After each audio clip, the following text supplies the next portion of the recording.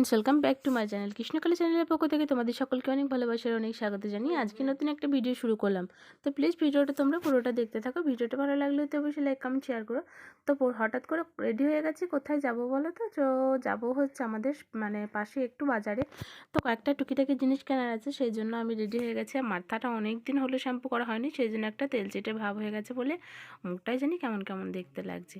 তো চলো দেখো, আমরা এখন চলে এসেছি দোকানে। তো এই যে দেখো কী কিনতে এসেছি। তো এগুলো সিলেক্ট করে রেখেছি সাইডে। তো আরও কিছু দেখার আছে, সেগুলোকে দেখে নিচ্ছি। তো ওগুলোর মধ্যে সবগুলো হয়তো নেব না, এখন একটা একটা করে দেখছি। তো এদিকে মেয়েও দাঁড়িয়ে আছে। তো এদিকে আমরা এক এক করে জিনিস দেখে নিই আর তারপরে কিনে নিয়ে চলো বাড়ি চলে যাব। তো আমরা বাড়ি চলে এসেছি। বাড়ি এসে হাল দেখো বিছানার, তো অবস্থা খুবই খারাপ। তো দুপুরবেলা শুয়েছিলাম। তো যাই হোক, চলো মেয়ে এখন আমার চুলটা একটু বেঁধে দিচ্ছে। তো ও চুলটা বেঁধে দিতে দিতে আমি তোমাদের সাথে কথা বলছিলাম, আর আমার ছোটো মেয়ে সাইড থেকে তোমার এত চিৎকার চেঁচামেচি করছিল যে আমি আর তোমাদের সাথে ঠিকমতো কথা বলতে পারিনি। আর কালকে তো আমরা বিয়ের বাড়ি যাব সকালের দিকে, সেজন্য অনেক কিছু গোছানোর ছিল। তো মেহেন্দি কমপ্লিট হয়ে গেছে আর আমার মেয়েরও হয়ে গেছে। আর এখনও নেল পালিশটা পরিনি, তো নেল পালিশ পরে নেবো একটু পরেই। আর এই যে একদম সকাল হয়ে গেছে তারপরের দিন, আর ভিডিও বানাইনি। তো এখন চলো আগে বিছানাপত্রগুলোকে ভাঁজ করে একদম রেখে দিই, নাহলে আমাকে তো আবার এসে অনেক এসব করতে গেলে অনেকটা লেট হয়ে যায়। সেই জন্য ভাবলাম আগে কাজগুলো সেরে নিই। তো পা মিলে বসে বসে সমস্ত বিছানাপত্র গুছিয়ে নিচ্ছিলাম। আর মাসির মেয়ের বিয়ে বলে কথা। তো বিয়ে যারই হোক না কেন, বিয়ে অনুষ্ঠানে যাওয়াটার আনন্দটাই হচ্ছে একটা আলাদা। তো অনেক শাড়ি, অনেক কিছু নেওয়ার আছে। তো সমস্ত কিছু নিয়ে তোমার চলো একদম পুরো আমি, দুই মেয়ে আর আমাদের তোমাদের দাদা ভাই, তো আমরা চারজন মিলে যাব বাইকে। তো তারপরে কি জানো তো, তোমার এই যে তোমার নাইটিটা কালকে পরিষ্কার করেছিলাম, সেটাকে আর শুকায়নি, সেজন্য ভাবলাম খাটের স্ট্যান্ডের মধ্যে মিলে দিই। আর ওখানে মেলাই আছে। আর এই যে একটা একটা করে এই জিনিসপত্র গুছিয়ে রাখতে রাখতে অনেকটা লেট হয়ে যায়। আর সকালবেলায় একটু এগুলো হয়, তারপরে সারাদিনে আর এসব করার একদম সত্যি কথা বলতে সময় পাই না। তো ওই জন্য সকালবেলায় তোমার পরিষ্কার পরিচ্ছন্ন করে দিই, তারপরে আবার সারাদিনটা ঠিক টুকটাক করে কেটে যায়। তো চলো, আমার এখন বিছানা একদম পুরোপুরি কমপ্লিট হয়ে গেছে। বিছানাটা একটু ঝেড়েও নিয়েছি। আর কি জানো তো, কালকে আমি তোমার আমাদের যে গিফটটা দেবো সেটা আনা হয়েছিল। তো সেটা আমি এমন জায়গায় ভরে দিয়েছি, তো ওই জন্য আবার আমাকে ওই নিচটাই আছে। তো সেই জন্য আবার ব্যাগগুলোকে খাটের মধ্যে নামিয়ে একবারে বের করে নিই, কারণ একটু পরেই বেরোবো। সেই জন্য, আর আজকে যেহেতু রান্না বান্না নেই, সেই জন্য অত হুটোপাটা নেই। তো চলো, এই যে আমার সমস্ত কিছু পুরো একদম কমপ্লিট করেছি। আর এই যে বিছানার মধ্যে ওগুলোকে নামিয়েছি। তো এগুলো সব পরে যাবো। আর এই ব্যাগটা আমাদের হয়েছে। তো এই যে চলো এখন ঘরটাকে মুছে নিয়ে আগে ভালো করে। তো যেহেতু দুদিন থাকবো না, সেই জন্য তোমার ভালোভাবে সমস্ত কিছু পরিষ্কার পরিচ্ছন্ন করে রেখে যাচ্ছিলাম। আর তারপরে দেখো আমাদের পাপোশের অবস্থা, বুঝতে পারছো, হালটা না একদমই খারাপ হয়ে গেছে। আর আমাদের বাজারে গিয়েছিলাম কালকে, একদম মনে ছিল না। তো আবার যেদিনকে বাজার যাব সেদিনকে তোমার নিয়ে আসবো।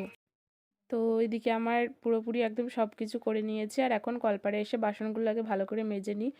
কালকে সন্ধ্যে থেকে অনেক বাসন ছিল, আর ধোয়ার অতটা গ্রাহ্য করিনি। কেন জানো তো, খালি মনে হচ্ছিলো কাল তো আর কাজ নেই সকালে, বেলার দিকে একটু বেরিয়ে যাব, তো সেই জন্য। তো চলো এরপরে রেডি হয়ে একবারে তোমাদের সাথে আমার দেখা হচ্ছে। তো এই যে একদম বাড়িতে আর সময় পাইনি, একদম চলে এসেছি দিদির বাড়িতে। তো আমার যেখানে বিয়ে আছে সেখানে আমার দিদিরও বাড়ি। তো আমরা দিদির বাড়িতে এসে আছি।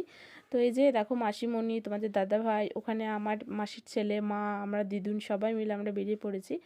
আর আমার এই লুকটা কেমন লাগছে অবশ্যই তোমরা কিন্তু কমেন্ট করে জানিও। আর ওই যে দিদি দাঁড়িয়ে আছে, তো ওই যে দিদিদের বাড়ি পিছনে দেখতে পাচ্ছ।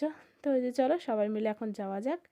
আর আমরা কিন্তু একদম পুরোপুরি রেডি হয়ে আমরা যাচ্ছি তোমার গায়ে হলুদের পর্বে। তো গায়ে হলুদ ওখানে হয়তো এখন শেষ হয়ে গেছে। এখন কটা বাজে জানো, এখন প্রায় 12টা 15 থেকে 20 মতো এখন হয়ে গেছে। আর এই যে সামনেটা চলে এসেছি, এখনও পর্যন্ত তোমার প্যান্ডেল কমপ্লিট হয়নি, প্যান্ডেল হচ্ছে। আর এই যে সামনেটা, তো ভালোই লাগছিলো সব মিলিয়ে। তো দুপুরে কি খাওয়া দাওয়া করলাম তার একটা ছোট ভিডিও তোমাদেরকে দিয়ে দেব। আর তোমার তোমরা এই বড় ভিডিওটাই সব কিছু দেখতে পাবে। আর ছোট ভিডিওটার মধ্যে আমি তোমাদের খাওয়া দাওয়াটা আজকে শেয়ার করে দেবো দুপুরের মধ্যেই। তো যাই হোক চলো, দেখো আমরা এখন তোমার গায়ে হলুদের জন্য বেরিয়েছিলাম। আর সবাইকেই শীত করছে, আমি কিন্তু চাদরটা নিয়ে নিকো, কিন্তু আমি সোয়েটার পরেছিলাম, কারণ আমার এমনি শরীর প্রচণ্ড অসুস্থ ছিল। আর আমার ছোটো মেয়েরও তাই, বড় মেয়েরও তাই। তো তারপরে এই যে আমার মা আর চলো দিদিদের বাড়ি এসছি এখন। তো ওখান থেকে ফিরে এসেছি খাওয়া দাওয়া করে। তো এই যে দিদিদের বাড়ি দোতলায় আমি এখন উঠিনি, সেই জন্য ভাবলাম আমি উঠি আর তোমাদের সাথে একটু শেয়ার করে দিই। তো কি জানো তো, মানে দিদিদের যখন একতলা বাড়ি ছিল তখন এসছিলাম, আর যখন দোতলা হলো তারপরে একবার এসছি। আমার তো ঠিক মতো মনেও পড়ছে না ওপরটায় এসছিলাম কি না, জামাইবাবুর শরীর খারাপ ছিল সেই জন্য। আর আজকে আবার এসছি। তো এই যে এটা দিদির জায়ের রুম। তো তারপরে এই যে আমার দিদুন আসছে, আর তারপরে এই যে চলো এখন যাব হচ্ছে ছাদে। আর দিদিদের বাড়ির ছাদে থেকে মানে বাড়ির পিছনের দৃশ্যটা কিন্তু খুবই সুন্দর। তো এই যে এখানে একটা ওয়াশরুম আছে, আর তারপরে এই যে চলো দেখো, মানে এরকম টাইপের বাড়ি আমার ভীষণ ভালো লাগে, যে যেখানে মানে আমাদের বাড়ির পিছনে হয়তো খুব বেশি হলে একটা বাড়ি, এই যে একটাই বাড়ি আছে দিদিদের। আর তারপরে এরকম একটা দৃশ্য দেখতে সত্যি ঘুম থেকে উঠে কিন্তু জানালা খুলেই খুব সুন্দর লাগে। তো সেই জন্য তো চলো আজকে আমাদের ভিডিওটা এখানেই শেষ করলাম। দেখা হবে অন্য কোনো ভিডিওর সঙ্গে। তোমরা ততক্ষণ সুস্থ থেকো, ভালো থেকো, দেবো শুনে যে খেয়াল।